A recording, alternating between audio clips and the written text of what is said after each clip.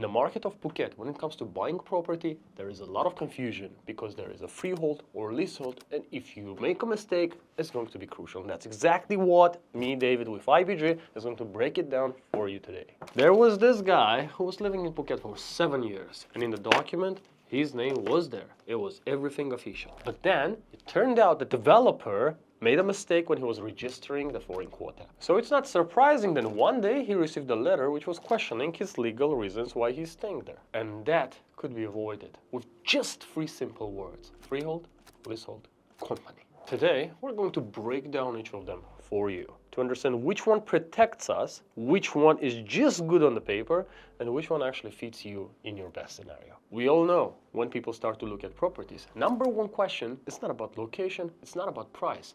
It's about, can this thing be taken away from me? And honestly, that's a fair question because foreigners cannot own a land in Thailand, right? According to the law, at least for now, because in upcoming time there are rumors that something will change. But let's come back to the reality for now, because for today, here's the thing that most people miss. The land and the building on it are separated legal documents in Thailand. And in this gap, there are 3 ownership structures exist. All of them are legal, all of them are used by thousands of foreigners, and all of them work perfectly fine when they are set up correctly. And now, let's go through all 3. No legal terms at all, just a simple language to understand with example. But before we start, tell us in the comment section in which phase you are. Did you already found the right property for you, or you are in a searching phase? It's just really interesting for me, for our followers.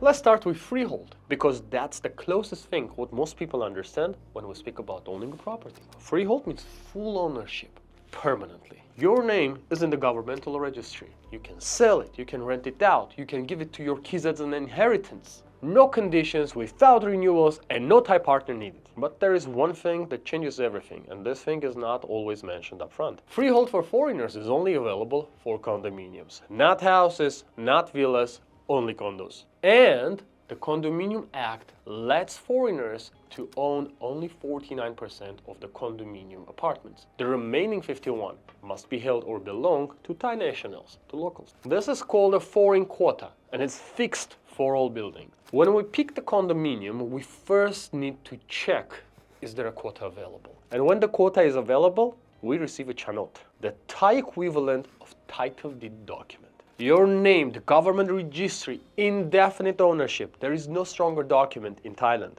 With only one condition that catches people off guard.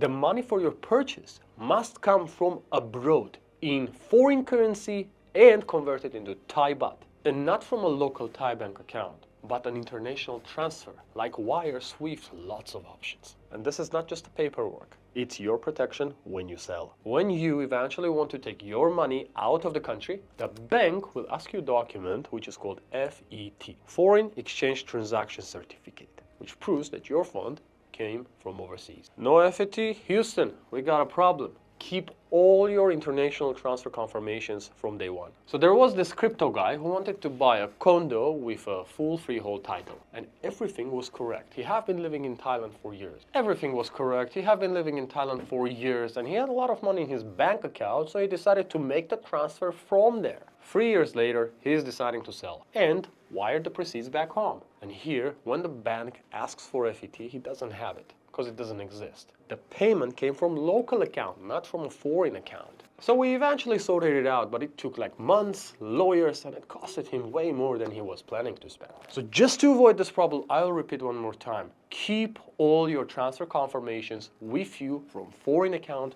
to the local developer. Purchase funds for freehold condo must arrive from abroad as a foreign currency wire transfer and convert it in local Thai baht currency in Thailand. And I'll remind one more time, keep all the confirmations with you. And one more practical thing. The foreign quota in popular projects fills up fast, especially in high demand areas like Bangtao or Hawaii. It's the first thing that your agent should check for you, before even you and your partner fell in love with the unit that happens to be unavailable. Want to check whether a specific development has still available freehold units? Contact us and IBG team will check it for you in the most accurate way at no charge. And now let's go to leasehold, because here is the place where the most myths live. Some people say it's not a full ownership, so you have to avoid it. Others say it's perfectly fine, but the truth is somewhere in the middle, and here the details matter a lot. Leasehold is like a long-term lease. Typically 30 years with the right to extend for another 30 years, and after that, if you would like to, for another 30 years under one contract. Eventually you're having 90 years of leasehold ownership under one contract, if somebody will leave for 90 years. And here is where always people push back. Eventually some people will always wonder because, wait, I paid 100% for this property, but it's technically not a property ownership, but a lease? Legally, yes, it's structured as a lease, but in practice, you have a full rights to rent it out, you can occupy that thing for all the time, and you can also sell the leasehold rights to someone else. And all of these possibilities are yours for the full term of the contract. With a villa, it works completely different, because here we have land, and here we have the building, where we have the house, the pool, and everything.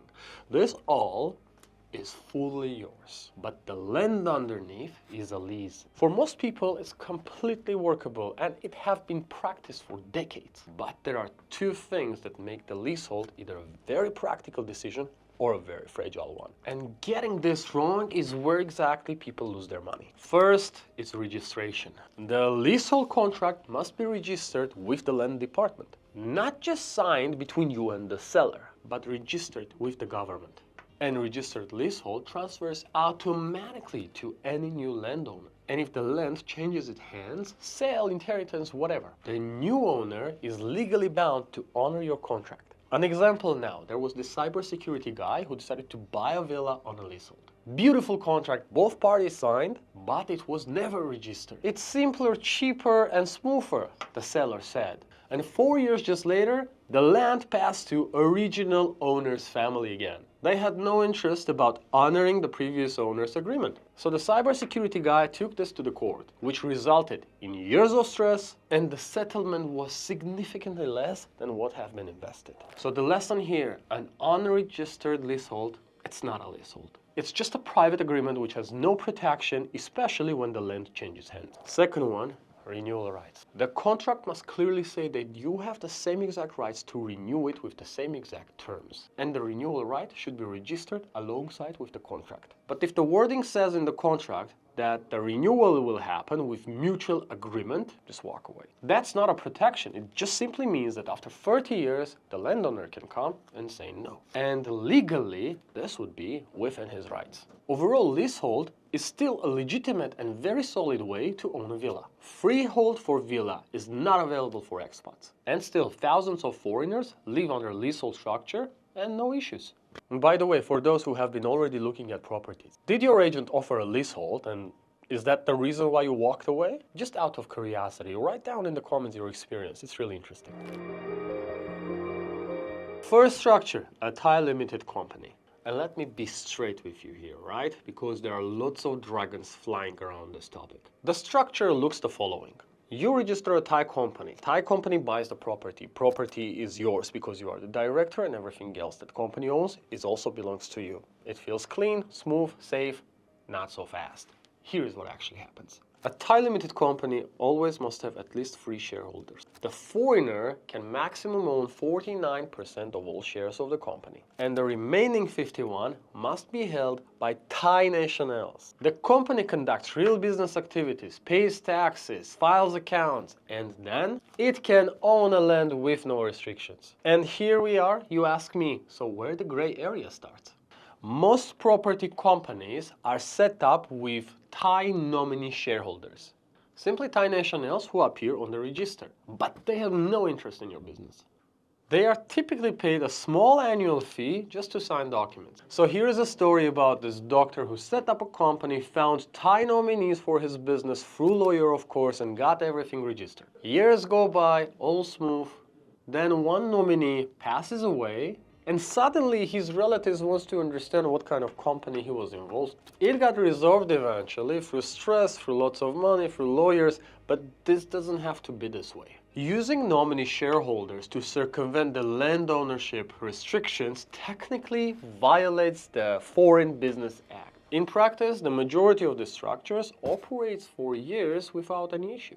But the legal risk is real, and pretending otherwise is just lying. And here is the answer of the question. The gray area is when you have a company with a nominee shareholders. It depends on the quality of your nominees and how seriously authorities decide to enforce this at any given point.